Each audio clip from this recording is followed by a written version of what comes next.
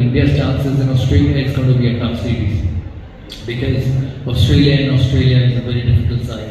I know India did well in 2017, India did well in 2019, but since then that Australian team is a much tougher and a stronger team. But then, Indian cricket also has evolved immensely. You could imagine that in 8 months' time, India goes to final of 2 World Cups, loses one, wins one, and I think that's the greatness of the side. I remember in 2001, 2 and 2003 when I was captain, we played 30 World Cup matches and we lost 2.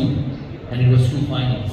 One to Australia and the other one was to New Zealand. We hadn't lost a game during that period. And I see the same thing with this team. When they went to the final at Ahmedabad against Australia and they lost. And then they went back to the T20 World Cup in 8 months' time and went undefeated to beat South Africa in that final. So this is a very strong Indian side, but at the same time they'll have to be very, very careful because the likes of Rohit, the likes of Kohli are towards the end of their careers.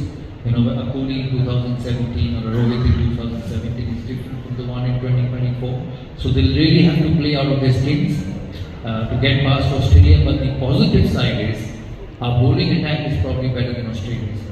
And it's so good to hear that an Indian team touring Australia with a better fast bowling attack than the Aussies, which I think is the biggest plus point of Indian cricket. When you see the likes of Bumrah, Shami, Shiraz, Akashdeep, Mukesh running in on those wickets, there will be really a handful against those Australian batting.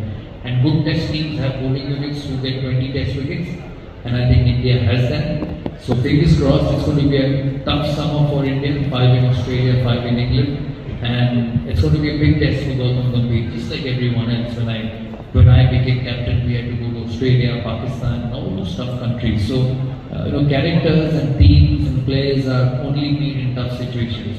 So I'm sure India will come out of it, and hopefully by the New Year's we'll have a lot to celebrate.